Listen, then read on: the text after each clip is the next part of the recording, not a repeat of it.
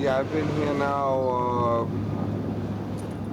15 hours going on. I like to come here because, you know what, I drink and whatever, and when I get tired, I take the train or I get a cab right there and I go home.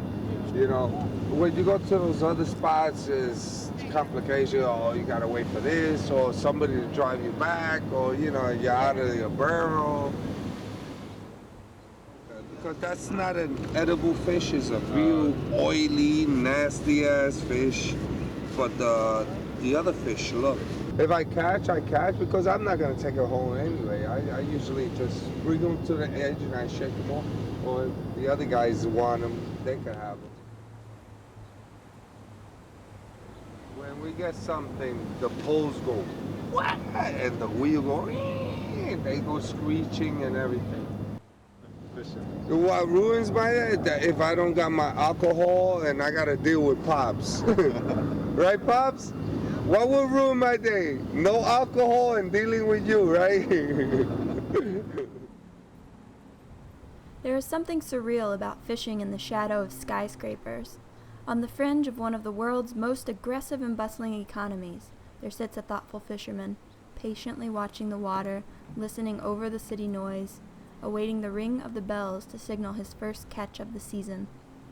Among the commonalities of the men that compose this small population of urban fishermen, we find that they congregate at the waterfront to escape the bustle of their lives, to savor the tranquil nature of the sport. In a city where time is money, fishing defies the nature of the urban environment. A fisherman needs little but time to wait, to think, and to talk about life. Patience. Patience. Patience is the most important thing. You know, if you don't have any patience, you're wasting your time because when you come out to fish out on the inshore, nothing is promised. But I guess, you know, if you're blessed and you're lucky, it is what it is. You sit back and relax, and once you hear them bells, you see them silver things on the top of the pole, once they get the ringing and jumping around, you know you got a fish.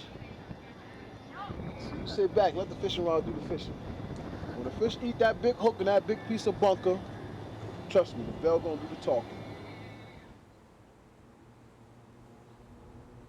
Take him in. This guy here in the restaurant buy it. This guy, he buys everything. He's a good dude though. Yeah, don't tell nobody. You know, but you know, he want big fish. Yeah, big blues, big stripers. You know, he might buy it for me for $40 or $50. And he'll sell one plate for about $30 or $40. He'll cut that one fish up in about 20 steaks. You know what I'm saying? It's business. It's the great American way, you know, profitable. The most buyers around is Chinatown. Oh yeah. I'll throw them in the truck, take them to China. They buy it all. They don't care. Yeah. The Chinese people make it. I'm not prejudiced against nobody, but they'll catch anything and take it. You know, we have sizes, limits. You know, you can't take. Many balk at the idea of eating out of the Hudson or East Rivers, but considering that many fish are migratory, Battery Park is a prime location for a good catch. Most fishermen are out this time of year waiting for the stripers. Striped bass travel great distances from saltwater each spring into freshwater estuaries, including up the Hudson to spawn, then return to saltwater where they spend most of the year. In the 70s, stripers were deemed too risky to consume due to the high PCB levels found in the fish at that time. The river has come a long way since 1976 due to the Hudson River Estuary Action Plan, once again providing the recreational angler with a robust, healthy fishery. Despite improvements in the waterways, some fishermen are still reluctant about eating the fish that inhabit the area. But with families to feed, others are eager for an abundant catch.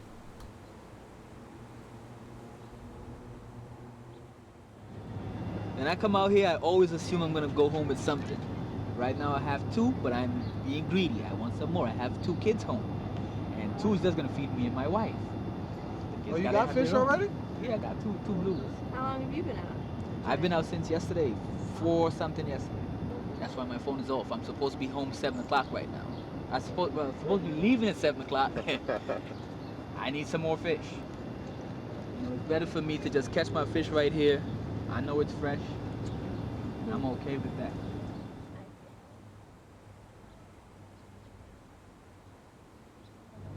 But it brings sense of peace to me. Every time I come out here, everything that's been bothering me, I can just come out here and lay it all on the fish. Catch the fish and have fun, and that's it. So anytime you want to pick up fishing, just try to learn as much from people. You know, take the advice from the best people that you can see. Not everybody got the greatest advice, but your best bet is to look at people who you see are really doing good and learn from them. It's a good experience. Fishing, my advice for anybody who's fishing, go for it.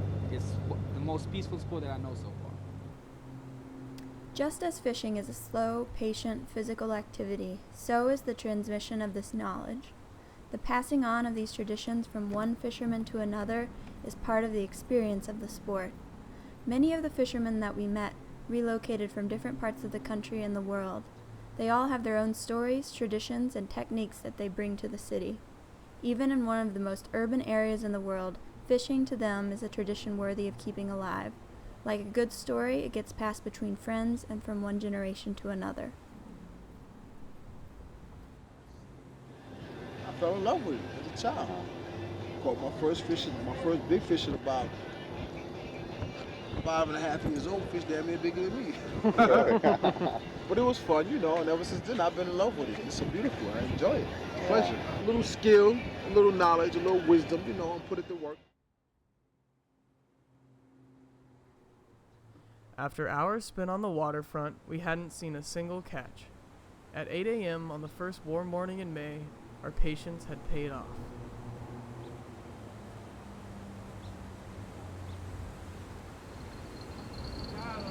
Got him. I'm gonna need that somebody with that gap, boy. He's coming. Woo! Come on, baby. Talk to them.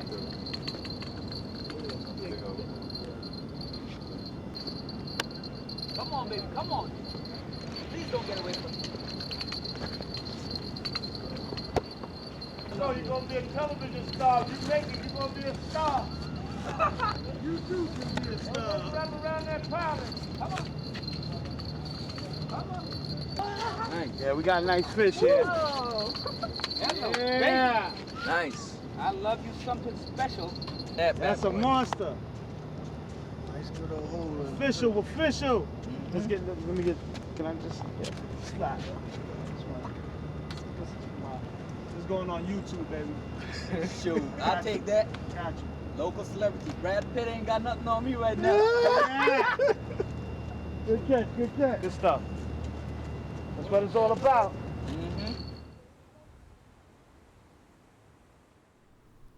One of the different aspects of fishing in the urban environment is the audience that it draws. If there is a man on the boat in the middle of a quiet lake, the experience is his own. It's like the old saying, if a tree falls in the woods. But a live fish on the pavement is an unexpected sight to a tourist strolling down the promenade or a New Yorker on their morning run. The exhilaration of the catch is heightened by the energy of the crowd, the flash of the cameras, and of course, the promise of making it onto YouTube. Well, a big fish out of the water. Everybody was screaming and clapping and coming out from everywhere. Oh yeah, I got scared. I threw him back in the water. So everybody is gone. No, because people down here, you know, they get a little excited when they see that. Like a lot of foreigners who've never been to New York and never seen anything like that. To them, it's a show. So it excites them. You know, they taking pictures. Yeah. You might think you're in Hollywood somewhere, man. You know.